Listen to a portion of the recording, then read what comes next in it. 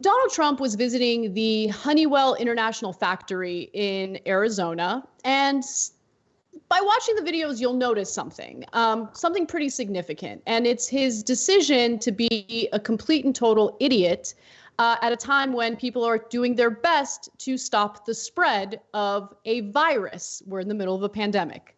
Take a look. This is the material that traps the particulates.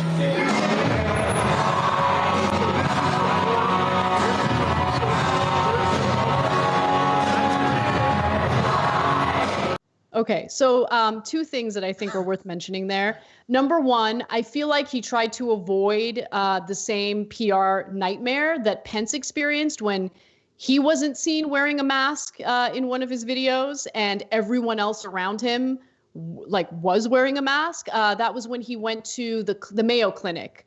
And then so he tried to avoid that PR nightmare, but in the background, you can totally tell workers are wearing the mask. Even though the people surrounding him aren't, they were probably told to take it off. Yeah, you can see a guy, look in the very back, that totally, guy over there. He's like, don't want to die. Don't want to spread a virus. Definitely those people. Pence was told not to wear a mask. 100%. You think Pence is definitely a germaphobe. He was definitely ordered not to wear a mask by Donald Trump. Okay, so one other thing I just wanted to point out was the music's blasting and you can't even hear Trump, which is good. It's a good thing. Don't want to hear him. He's a nightmare. But the song that you're hearing in the background is Live and Let Die. And the lyrics are, if this ever-changing world in which we're living makes you give in and cry, say live and let die. It's just perfect. Yeah, it really is. Yeah, even the title. So we talked about this in the dance report this morning, but I hadn't seen the video, so I thought the music was on, but no, that was club on, clubbing you with the sound, Trump. Exactly. Yeah, I'm totally surprised you didn't start dancing. Yeah, and I just love the idea that some maybe some TYT viewers they're doing the DJing at that plant. It seems like someone who knew what they were doing chose that. Too strong. If that's the case, too strong.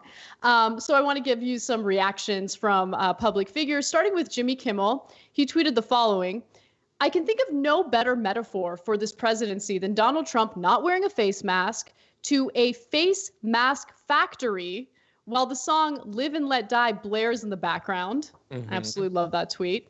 Aaron Rupar from Vox says, they blasted Live and Let Die while Trump walked around a Honeywell plant today in Arizona without a mask. It's hard to believe this clip is real.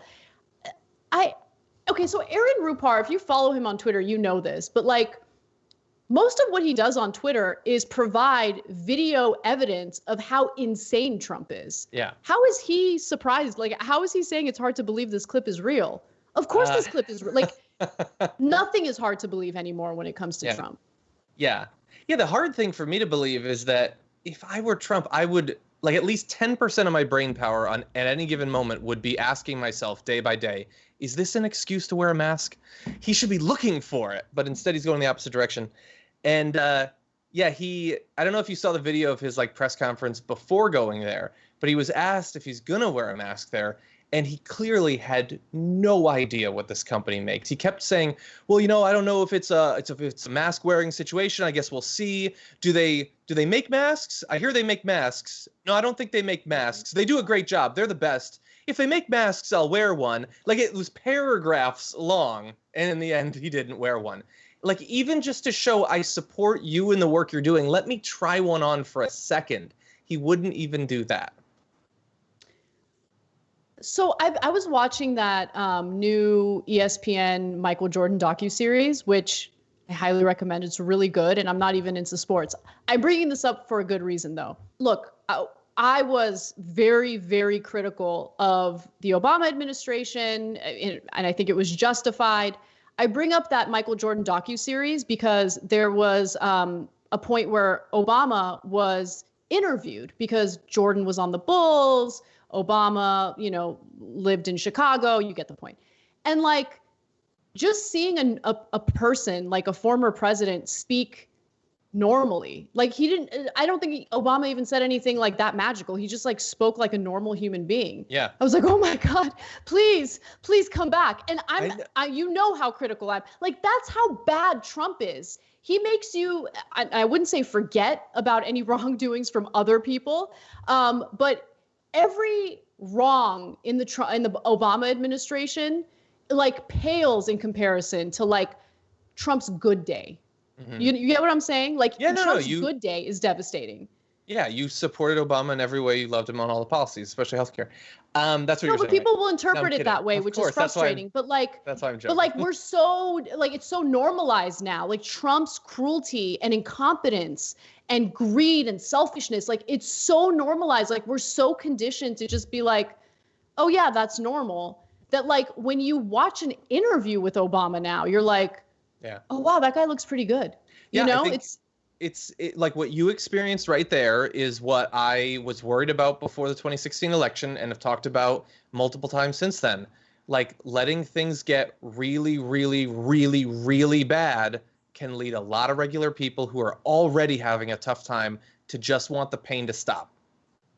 And that's what we're experiencing. Like, and that's why, we get really angry, obviously, when we see someone like forgetting about what George W. Bush actually did and like praising him. It seems super weird. But that's what horrible situations do. It produces this sort of not remember, like even Obama. Like Obama wasn't Bush, but Obama did bad things. But it's harder to remember that when you're yeah, exactly. But when you're getting punched in the face every day, it's easy to forget that. And it's 100 times easier to forget that when you're a regular person that's having economic problems. It's worried about your family dying from coronavirus. Definitely. Yeah. I remember having these conversations back in 2016 about what a Trump presidency would actually do to most voters psychologically, you know?